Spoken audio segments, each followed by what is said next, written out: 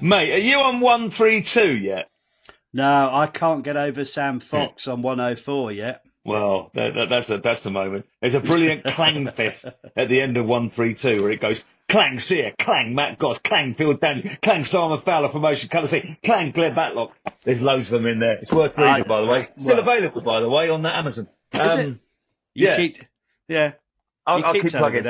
Listen, welcome everybody to episode 3 of Clang the podcast. You've come back, and the numbers are rising faster than this government's economy. So we're very pleased to have you here. That's not exactly difficult. Obviously, on the back of our first celebrity guest last week, Mr. Gareth Jones, aka Mr. Gaz Top, which was fascinating.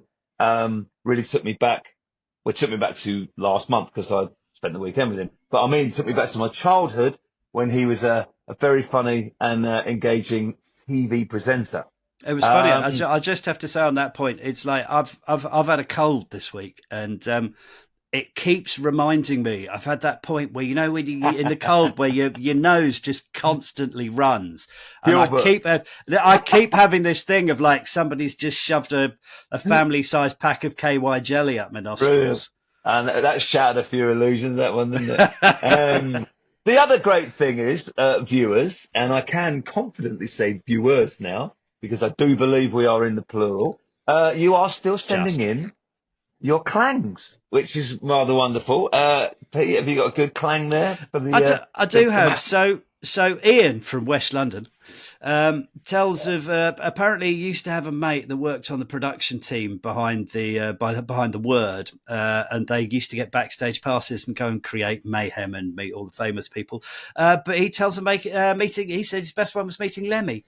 Apparently scary as hell, but actually a really, really down to earth and lovely guy.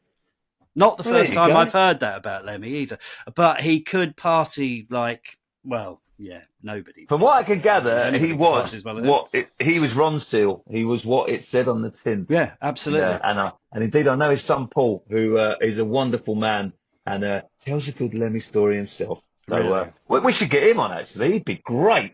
Well, yeah, well, line him up.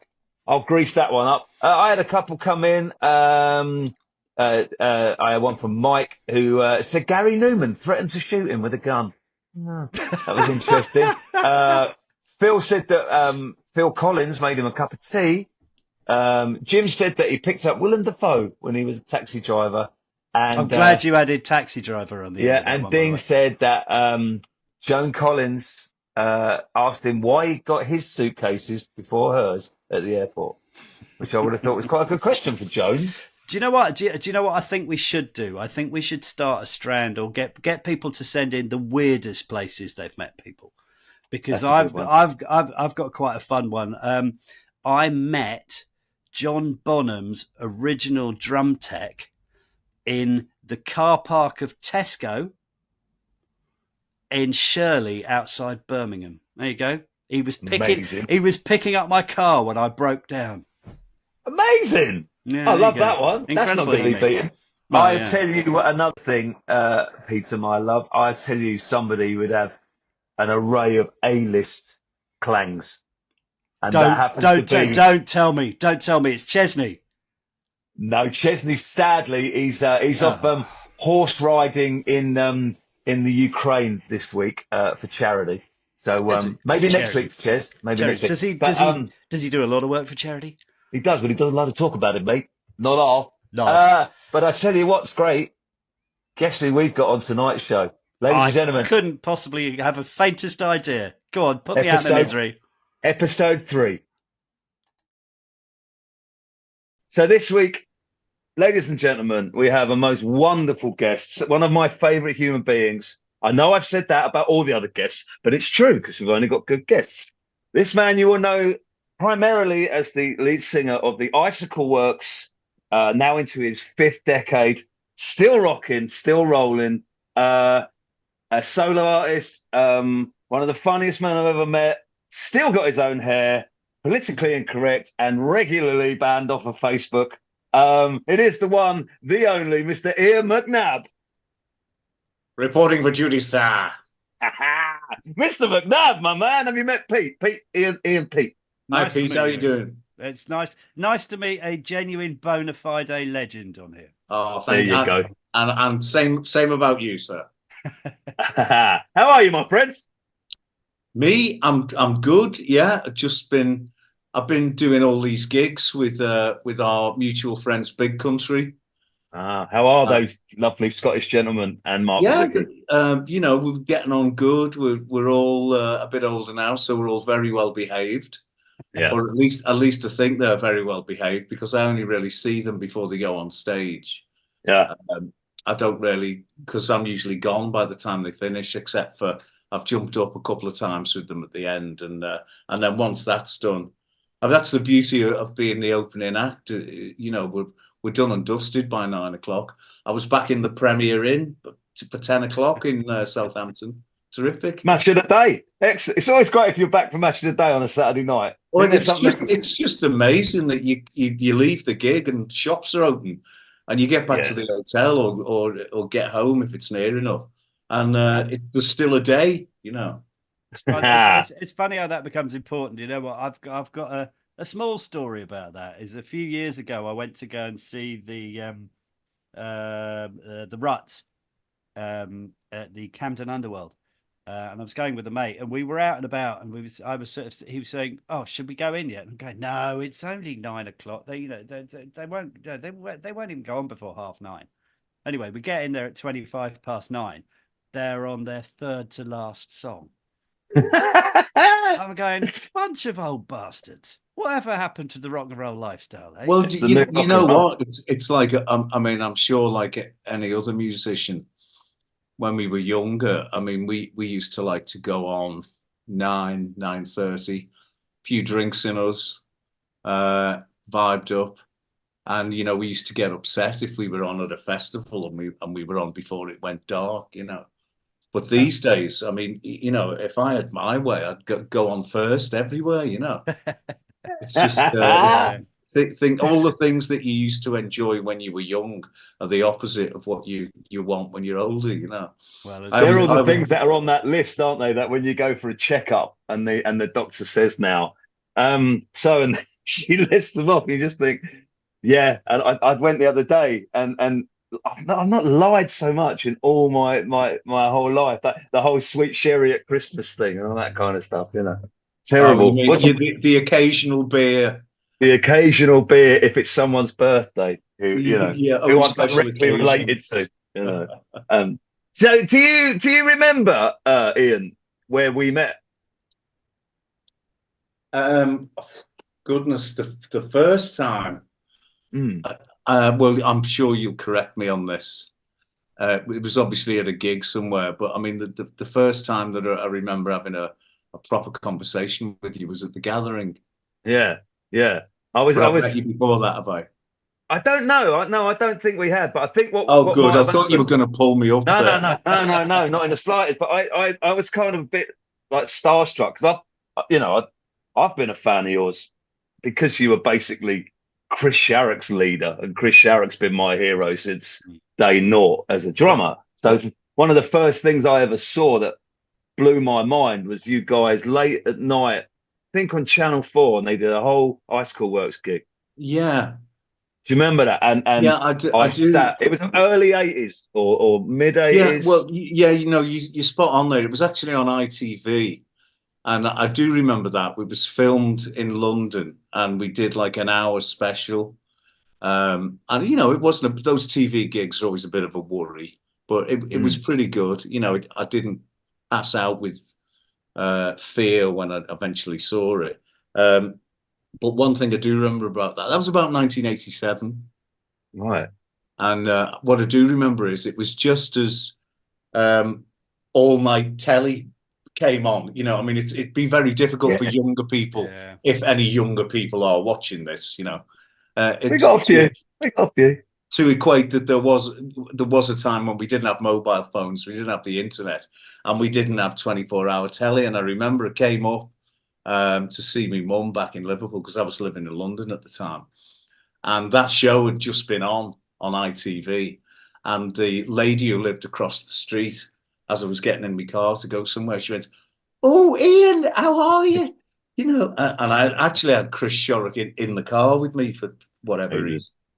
Anyway, this lady went to, "Oh, we saw you on telly the other night." You know, I was like, "Oh, okay." And she'd seen that show, and as we drove away, and Chris Shorrock said to me, "You know, the way that she was talking, and you couldn't tell whether she was dead impressed that she'd seen you on telly or that she saw you on telly at like 2:30 in the morning." You know. Oh, how times change. Well, that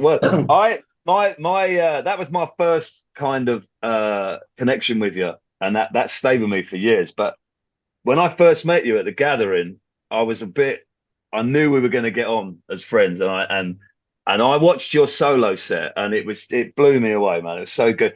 And I Thank you. remember being completely way too confident, but just you dares, Rodney. And as we were walking up to go on stage, you were sitting at the side of the stage, and you gave me the biggest hug. And I said to you, "Listen, I won't be a minute. I'm just going to go and do my Icicle Works audition." All right. And you laughed, and I went up, and you stayed for the whole gig, bless you. And then as I came down, you said, you just looked at me, you just went, "Max Weinberg," right? The greatest compliment a drummer has ever had in his life. And I think then we went off and had a few beers, and then we've been friends ever since, man. Absolutely. And of course, you got to tell the ladies and gentlemen that fabulously we got it together for you to play on a record of mine, which was wow, great. That was amazing. That was amazing, because I remember the recording process is something I remember so vividly. And Pete, you'll love this. So it's basically a kind of semi-long room, and Ian was at one end on a chair with an electric guitar and a mic, and I was about 20 yards back in line with him with the drums. Everything mic'd up, ready to go. We hadn't spoken once about a single thing about the album. And he sits down and goes, "Right, should we do the first track then?" I said, "Yeah, what we doing?" He went, "Just follow me." He goes, 1, 2, 3. And he just kind of laid down this brilliant kind of out, like kind of proper, like, and so I just went with it. And I remember playing it thinking, "This is brilliant." And then as we were getting towards the end, I thought, well, how are we going to end it then? And we were just looking at each other and laughing, and got to the end, and he nodded, and we ended it. And that was it. That was the take. And we did that. We did that 12 times. that was as much as we did kind of going. I mean, I think I did send you some, like, not demos, but like me playing them. I did send to give you an idea. But there was we hadn't worked out the arrangement or what I would say at that point, don't let the truth get in the way of a really good story. That sounded great. And also, very true, though. They're very true as well. Well, yeah, but also you're no bloody better, because I've sat in the studio with Smiley, and he'll just go like, it's just go, "Well, yeah, just play."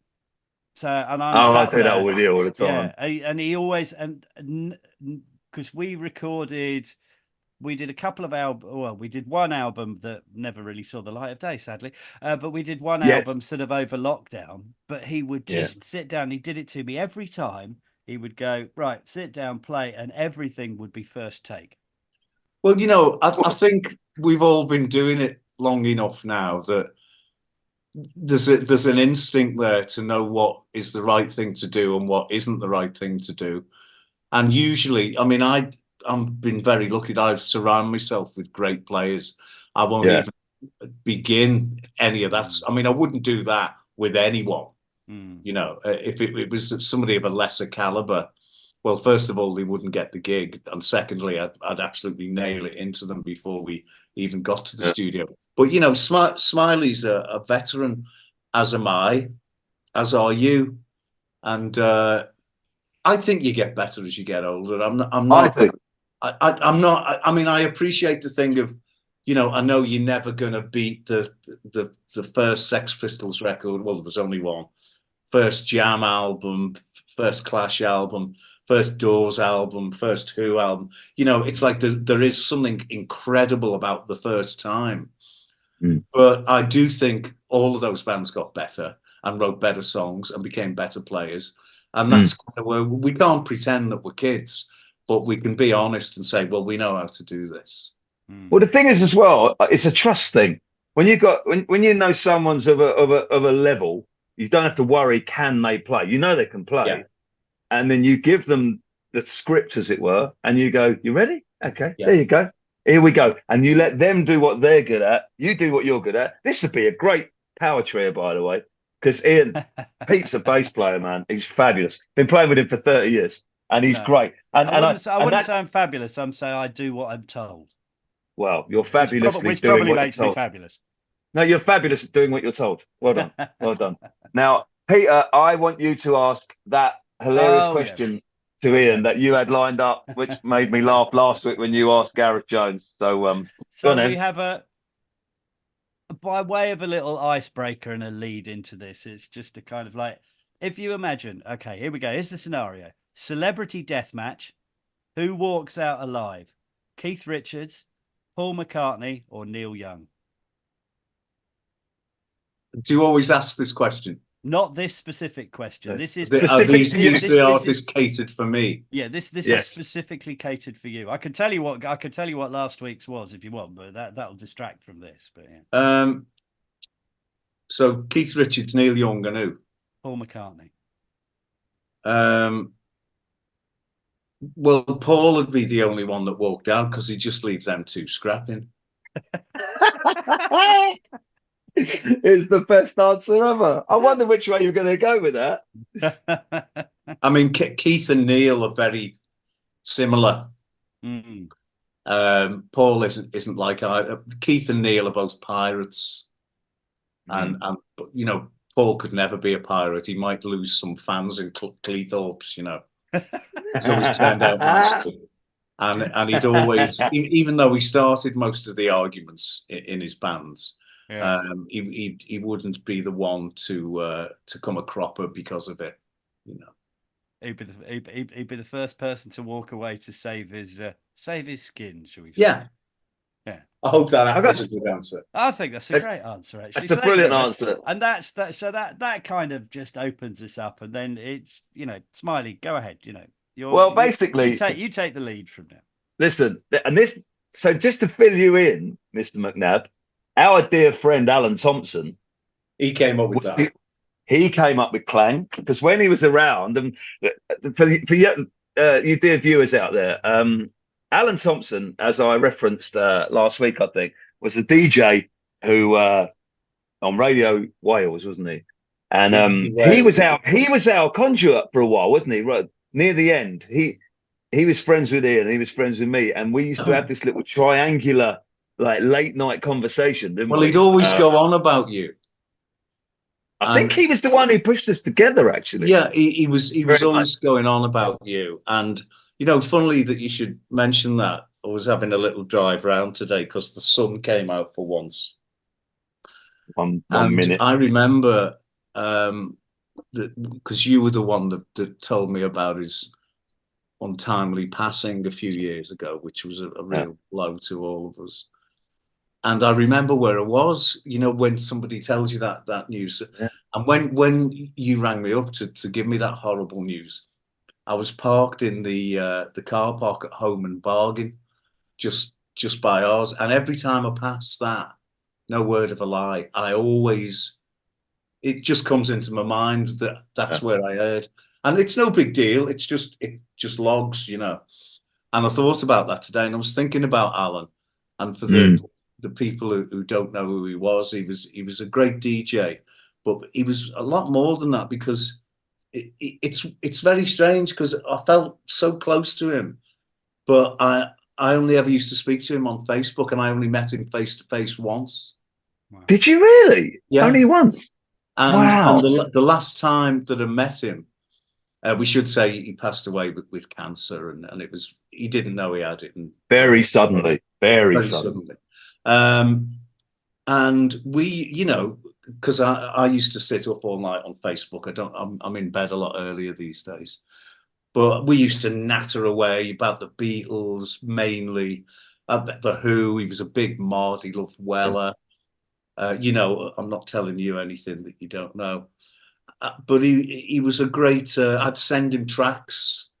Me too. That I was working on, and he'd go, "Ooh," you know, and I'd say, this is what the album's going to be. And he a couple of times he was like, oh, you should drop a track. It's too long. Or, you know, just helpful stuff like that. Yeah. Excuse me. And he'd go, that's your radio track, lovely boy, you know. And, you know, I mean, this was useful stuff. Yeah. He's actually on the front line, you know. Yeah. He knew. He was never wrong as well. He was never wrong when you sent him tracks and said, which one's the single? He would always pick it. I used to do this thing where I would record late and then get to kind of midnight or whatever, and then I would send him the track. And then the first thing I would do when I woke up in the morning was find my phone, and I would have like his critique of it. But it was always dead positive, always like, love it, love it, love it. You know, this is great. This is great. Love the strings. Give me more strings. Give me more harmonies. Yeah. You know, and then I got him to play on the track. I got him to play once on one of mine, and it was a real Beatles ripoff.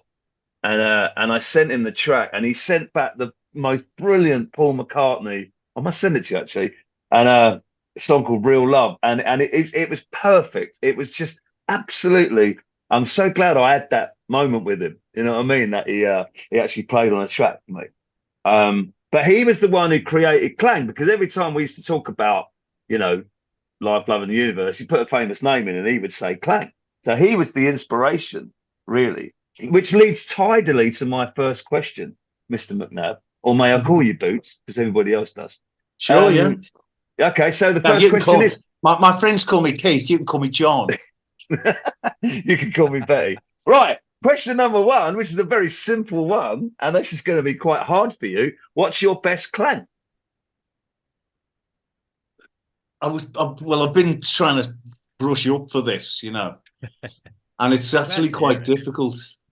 Yeah, you can narrow it down. You can do a few. You don't have to do one. Okay. You can do a top. You can do a top three if you want. Gareth Jones. Okay. I mean, I've got. Is a Clang like when you meet somebody so you can drop their name? Yeah. Well, I mean, obviously, you know, the one that would have to go to. I mean, like you know, I can't remember how many famous people I've met because I've met so many. Yeah. But, you know, if you're talking about sheer sort of global significance, I guess it'd have to be Ringo, you know. Wow, yeah. But it wasn't just a case of meeting him. It was you were in his band, weren't you? Playing in his band, playing bass in his band. Wow. So, I mean, just the concept of actually playing music with a Beatle is something that I'm like clanged up about. Do you know what I mean? That's amazing, right? Let me just tell you. So we had Gareth Jones on last week, Gaz Top, right? Yeah. And his Clang was interviewing Buzz Aldrin, right? Oh, that's a super your one is being the bass player with Ringo Starr. That's going to be hard to keep up to a level in the coming weeks. Matt Priest is on in a few weeks. Good luck with that one, Priesty. That'll be terrific. Buzz Aldrin, obviously, that's straight to the top. But the thing, particularly with the Ringo thing, was, I mean, the reason why I got the gig, because I'm friends with Zach Starkey, his son, and he was doing 2 shows. One was the Red Cross Ball in Monaco, and one was at Kenny Jones's Cowdray Park charity at his polo club. And we were only doing like a 30-minute set. It wasn't the all-star band because they weren't on tour. So Zach put the band together, and it was Gary from Robbie's band, Robbie Williams's band. Gary Nuttall. Gary Nuttall. Oh, was he really? I spoke to him today. Actually. He was on guitar, and I was playing bass because Zach wanted to get all of his mates in, you know, and the guitar post was taken. So he asked me if I'd play bass, which I was like, Christ, I'll play triangle, you know. In that setting, you know. And he had Bernie Marsden from Whitesnake on guitar. He was a mate of him, God rest his soul. It was a great mate of ours. Peter Gordino on keyboards. Oh, Pete, right. Yeah. Lovely hair. Lovely hair, Pete. Beautiful hair. Who's played with many people, of course. Yeah. But he was playing with Depeche Mode at the time. And, of course, I was dead impressed because his dad was in UFO. No. He drove the interceptor thing. The underwater interceptor, you know. Yeah. And he came to a gig. Did he really? Wow. Yeah, that was That's awesome. cool. And Zach played drums and Richie sang, and but you know, it was the whole thing was just such a trip because when we were rehearsing in Zach's garage, I had to sing all the Ringo parts because Ringo wasn't there. So I was playing the bass and doing all the Ringo stuff because nobody else wanted to, you know. So I did it, and then we rehearsed, and then we did the shows, and just going, you know, what do you see when you turn out the light? I can't tell you, but I know it's mine. I mean, just getting to do that, I was like, you know, that was a Clang with a capital That's C. that's a clang and a half, that one. Do you know how close I got once was when I went round to Zach's. I used to go around Zach's house all the time. And as I pulled round the road when he used to live in Ascot, pulled round the road, and he was standing in the road doing this to this blacked out Mercedes that was just pulling away. And as I pulled out, he went, "Oh, you just missed my dad." And that was if I'd been Wow. 1 minute earlier, if I'd been 1 minute earlier, I'd have Wow. gutted. So But yeah, have you not met Richie? no, no. Oh wow, that's I wrong. know, I know. It's one of the. It was so close, but yet so far. And I mean, I've met him well, probably about half a dozen times. But what I took away from it was how scouse he was, you know, and the way that he kind of he didn't act like Ringo. What I don't know what Ringo's supposed to act like. He didn't. As soon as you've exchanged a few words, there's no I am not worthy. Do you know what I mean? It's like, and I know we've met a lot of people. You know, you get past that, and then you kind of settle, you calm down a little bit. And then I was just talking to him and like forgetting who he was, you know, and just having a wow, conversation with an old geezer who used to be in Liverpool and isn't anymore, you know. And he's like, you know, just a quick example, like he said, like, so what did you guys do last night then, you know, after the show, you know? I said, oh, we all went back to Lee's room and well, we got a few drinks, and he goes, yeah, you probably sat up all night saying how great you were. That's what us musicians do after a great show, isn't it? You know. Oh man, have you met Macca, by the way? Yeah, that was when because I was friends with all of the next generation Starkeys, still am. Zach, obviously, and Lee, his sister, and Jason, his brother, and me and Lee were we're both Scorpios, and we hung out a lot together for quite a long time. And so she started sort of inviting me as a plus one to any kind of high rolling things that were going on in London. And she took me to the premiere of the George Harrison concert movie, the one that was filmed at the Albert Hall, which I also went to. But she didn't tell me she was taking me to it. I was in London, and she goes, "Oh, Boots, do you want to come to a movie?" And I went, "Yeah, sure." She goes, "Okay, I'll send the car around for you." And I'm like, she didn't, and that was it, you know. So I thought, what are we going to see? You know, quite excited. And so anyway, we get in the car, and it drives us to, and she won't tell me what we're going to see. And it pulls up in Leicester Square, and it's the premiere of the George Harrison concert movie with all the paparazzi and the red carpet and all of that stuff. And we were a good 10 minutes late. Nah. So by the time we get in, everyone else was in. So the paparazzi are outside, and she's like, "Just put your head down and move." And I'm like, well, hang on a minute. This might be usual to you, but I'm going to enjoy it. You know. Hello there. Hey, nice one, Johnny. So I was, and they were taking pictures, obviously, of her, not me. And we get in, and the place is full, and then so we were late. We the last ones there, or so I thought. So we go into, and we get led in, and I'm sitting down, and it's all in the dark. The lights are out, you know. And she's like, "Oh," and then there was a space there, and there was 2 seats there, and she sat there, and I said, "Do you want me to sit there? Because you know, stranger, protect lady from stranger." She went, "Oh, no, gentlemen, I'm fine. No, I'm fine." So she sat down, and I'm sitting there, and I'm like, "Right, okay." I said, "What's this? What is this? You know?" It's a new Bond or something, you know. And then she told me, and I went, oh, and I went, motherfucker. It's like everyone was famous except me. No.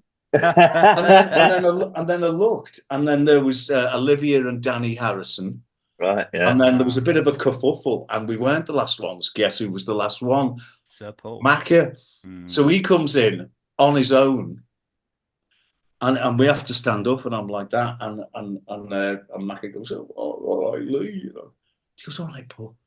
And he looks at me, and I'm just like that, and she goes, oh, this is Boots, my friend from Liverpool. And he went, from Liverpool? Hey, I'm watching you. Oh, man. I was going to say, la. So then he moves next to Lee, and that empty seat was his. No. So I'm sitting next to Lee, and then there's Paul, and then Danny Harrison, and Olivia, and next to that is Richie and Barbara, his wife. Oh. So I'm like, I've gone to the pictures with the Beatles. this is kicking Buzz Aldrin into orbit. I tell you, see you, Buzz. But it's interesting because it kind of goes on to there's a sort of question that we normally run off that, which is, have you ever been completely starstruck? And would you say the McCartney thing came close to that? Pete, I get starstruck when I look in the mirror. I do when you call me. Yeah. Oh, absolutely starstruck. But the thing I'll tell you, just to close up on that one, because then I'm like, be cool. Yeah. No alcohol involved. So, be cool. And I was like, okay, and then the movie comes on, and of course it was amazing sound and an amazing concert. But what really thrilled me was that Paul and Richie, who were sort of pretty close to each other, Danny was in the middle and his mum. It's like every time there was like a big drum fill or a bass lick, or, when they came on, they were doing it. Oh, wow. Like really? The way we do. Yeah. They're just guys, man. Yeah. They're massive mute, and they were dead chuffed because they were seeing themselves on the screen, and it still gives them a kick. Yeah, and I just thought brilliant. That's wonderful. That's amazing. I love it when that's amazing that even after all this time, and all the fame and everything, that they're still just like loving watching what they do. Well, and I kind of get that. Obviously, ourselves on a way smaller level. It's like Steve Lamacq played Evangeline by the Icicle Works yesterday. And I just happened to walk in the kitchen when it came on. Now it's a 35-year-old record. Yeah. I've heard it a million times. I've been there, done that, bought the T-shirt, sold the mug, blah, blah, blah. And I just got a little oof, Yeah. And I think if you haven't got that, it's you need that. You need that. And the fact that you still, you still got to be excited by the whole thing, and and I am, and I think we are, and that's why we're having this conversation. I think I genuinely think that's why you and I have been such good friends for so many years now, because I love it when you ring me up, Pete. When he rings me up, I go, oh, Ian McNabb. I go, hello. He goes, top 5 Who albums. He goes, go, and then it'll go top 5 Jam songs. Yeah. And you have to be, you can't just be willy-nilly if your name's there. Like, it's like, got to get and no dilly-dallying. Yeah, absolutely. No messing around. And I threw you some curveballs last time, and you were quite perturbed by a couple of my answers, I think. But no, it was, honestly, mate, that's the way I feel when I meet. That's the whole book is based around that. This is what I tried to explain to people. It wasn't me being all la-di-da, guess who I've met. It's like, oh my God, you'll never guess who I've met. I am properly, I still get it now. I still get it all the time. And I think if you lose that, but then again, you see people like Dave Grohl, who is as famous as anybody on the planet. You watch him now, and he's as starstruck as anyone when he talks about, and that comes through, and that endears you to him. Yeah. Well, I think so. When I was at the weekend, when I was saying about our mutual friend Ardil, he was saying that he was at, I think he was at Glastonbury one year, and he was told to sort of mind the Foo Fighters, and Dave Grohl just goes, "I want to go out and meet people." And they're going, "No, Dave, you can't do that. You can't. No, I want to go out and meet people. Come on, we're going." And he puts his hoodie on, does it up, kind of, and just wanders out into the crowd. And apparently, wanders up to a burger van. And he sort of like, he tries to push in. He's going, "Oh, can I have this?" And the guys go, just wait. You know, and then eventually he gets there. He orders his burger and he undoes his hood and takes it off, and everybody's just like, "Oh my God, it's Dave Grohl!" But he's just like, he's a complete wind up with it. It's all this. I've never heard a bad story about that guy. No, and it really does come across, you know. Yeah. And that's, I mean, nobody dislikes Dave Grohl. Yeah. Except Chris Shorrock. No way. Why? Why doesn't he like him? Well, you know, because we were talking about the McCartney set at Glastonbury. Yeah, because Chris was there playing with Noel. Noel was. He was on beforehand, wasn't he? He was on just before, you know. And I said, "Oh, so did you? You know, did you get to hang out and all that?" He goes, "Oh no, no." They kept everything away from McCartney. It was McCartney's gig, and we were somebody else. You know, everybody else, it was another gig. You know, like those gigs where you can stand at the side of the stage and watch everybody all day. Then the headliner turns up and they yeah. You have to have their pass, not a Glastonbury pass. You know. Yeah. And I said, "Oh, you know," and Dave Grohl's name come, and you know, I know that Chris loved Dave Grohl because of Nirvana. We've had that conversation years ago. And he went, "Oh, Dave Grohl gets on me fucking nerves, you know." Why didn't we have a fucking because he's everywhere. Yeah, he's a bit like that. Yeah. You know? Yeah. Guys, someone said that today. They were talking about the new Spinal Tap movie. And I said, I put my house on the fact that Dave Grohl's in it. You know what I mean? It's just that you can already, apparently I did read today, who did I see? Chad Smith's in it, Lars Ulrich's in it. But Dave Grohl's bound to be in it. Dave Grohl's just got to be in it, and he crops up in things that you don't expect. Everything. He's in everything. Okay, so that leads on brilliantly to the question that actually, Pete, you should be asking, which is the awkward and embarrassing question. No, so please. You asked. No, you asked that. I got in with the starstruck one. All right. Okay. So you can tell how professional we are, aren't you? It's like, you wouldn't have any idea that we're both looking at the script next to us, going, "Oh crap." I'm not looking at the script. I'm looking at the clock, thinking we're never going to squeeze this in. Right, Boots. Most awkward or embarrassing Clang? Go. Of which you may have many, I assume. Oh God! Well, alcohol probably involved years back. I would have thought. Most of them, it's like, you know, rule number one that you're supposed to learn early on, but sometimes you just, because you're so excited, you forget rule number one, and that is never approach an artist when they're about to go on stage. Agreed. Yeah. And we know that.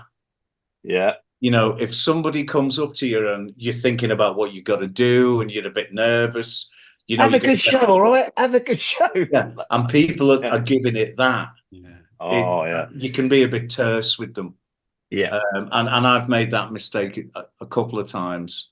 The worst one was David Gilmour.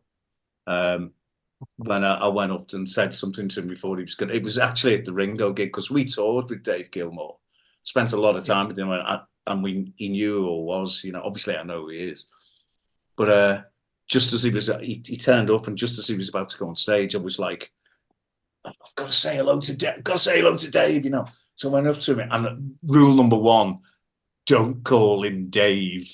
Really? I'm like, Dave. What are you supposed to call him then? David? David, yeah. Oh, okay. Yeah.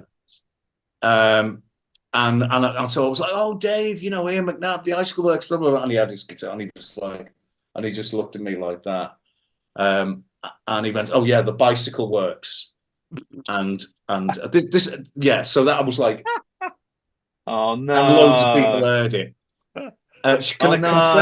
I'll compress these into. There's two more, and I'll compress them into one. You got to do them. The worst one, I think I might have told you this, because it's one of me after dinner arty pieces, you know, was when I was supporting Brian Wilson, and I only did it once in Liverpool at the Summer Pops, and I've been, you know, people said, you know, don't approach him, you know, just, you know, blah blah blah, and I know what Brian Wilson's like, but I was standing, I'd just come off stage, it was high as a kite, I went down really well. And Brian is just kind of wandering around on his own, just in the backstage garden thing, just kind of, you know, and he was on his own, and I was that far away from him. So I thought, well, you know, fuck it. So it goes up to him and go, oh, Mr. Wilson, you know, my name's Ian McNabb. Thank you so much. I just opened the show for you. I've been a fan of your music. Yada, yada, yada, yada, you know. And he just looked at me with that Brian Wilson stare, you know. You ever seen a shark's eyes, Mr. Hooper? Lifeless, like a doll's. It was like a shark's eyes. And he just looked at me, and I went, and I reached out my hand, and I shook his hand, and he did put his hand out. He shook He my did hand. put his hand out. Oh, He went, man. hello, goodbye, security. Amazing. Well, at least he stuck his hand out. There's nothing worse than that, is there? Yeah. So Wow. they're my best two. I've had a couple of weird ones with Pete Townsend as well, but I think they're the best ones. Well, you Wow. They're the funny ones. You said at the beginning, you know, you said it's rule number one is never get somebody when they're about to go on stage. How about if you meet them in the urinals?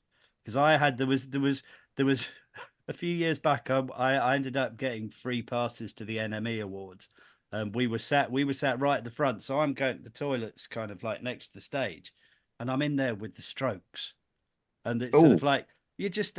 Which sounds a bit dodgy. There's a medicine you can take for that. I know, apparently so, yeah. But that was awkward. You should have I walk in there and I'm like going, oh shit.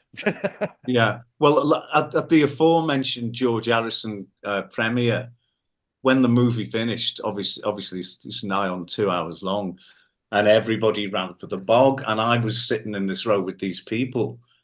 And so I made it to the toilet, and then I walked in, and there was one spot, and I just ran for it. And on one side of me was aforementioned Mr. Gilmour, and the other side was Paul McCartney, and they were talking to each other.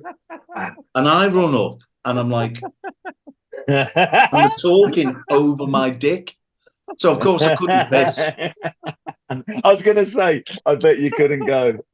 I couldn't go. Amazing. So then I quickly put it away, came out, and then it got filled. I was dying for a piss because it was packed, you know. I think the only time I've heard a better story than that was my dear mate Tony Mullins, who used to be I don't know if you know Tony. He used to drive all the gear around for everybody, so he knew everybody, and he was with everybody. And one day, I think he was at Live 8 or something like that. He had to ship the gear for something or other to Northolt Airport, blah blah blah blah blah. And in the urinal, he went in and he said he stood. There were 3 urinals, and he stood there, and Bono stood to his left, and then the Edge walked in, and he claims he went, "Look at you two, look at us 3." Right now, if that's true, that is still the greatest line ever. I don't care if it's true or not. I know. I'm having it, man. So, I can lay one more on you quickly. Go on. Let's have one more. When I went to see Neil Young and Crazy Horse in Dublin in 1996, and Jim Jarmusch, the film director, was filming it. So anyway, I'm in the dressing room, and Neil's dad was there, Scott, who was a Canadian sports writer, really interesting guy. And they just bought some property on the west coast of Ireland. So I was talking to Neil Young's dad, and then I was talking to Neil for a bit. And then Neil goes to me, hey, Ian, man, can you do me a favor? And I'm like, yeah, what? He goes, I'm going to go next door for a smoke. Would you just keep my dad occupied, you know, so he doesn't come in looking for me? And I went, okay. And I went, so he goes off. And then so I'm talking to his dad, and like 15 minutes later, Neil comes back in, obviously a bit stoned. And then his dad went off. And then I went up to Neil and I went, listen, I said, you know, everybody knows that you smoke pot, you know.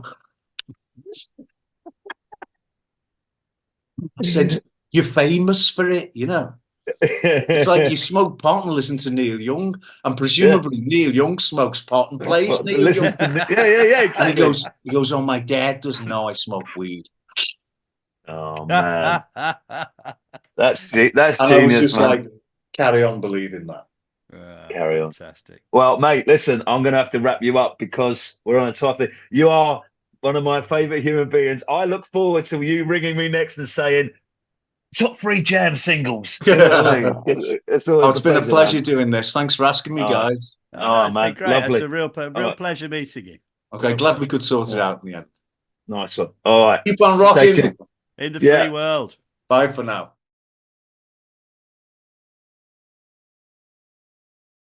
There you go, friends. Another fabulous episode. If you'd like to get in touch with us, you can get in touch with me at Smiley the Drummer on Instagram, Steve Smiley Barnard on Facebook.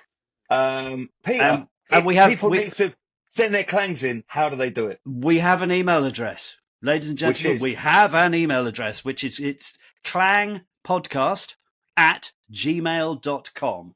Once more, that's clangpodcast@gmail.com. Wow. What amazing coincidence, eh? That kind of ties in with the whole premise. It's amazing. I'm to be honest, I'm amazed they still had it available, actually. I thought that had gone a long time ago. Anyway, clangers, we shall see you next time for the next episode with another celebrity guest. It's good night from me. It's good night from him. Good night. Good night from him again. Bye.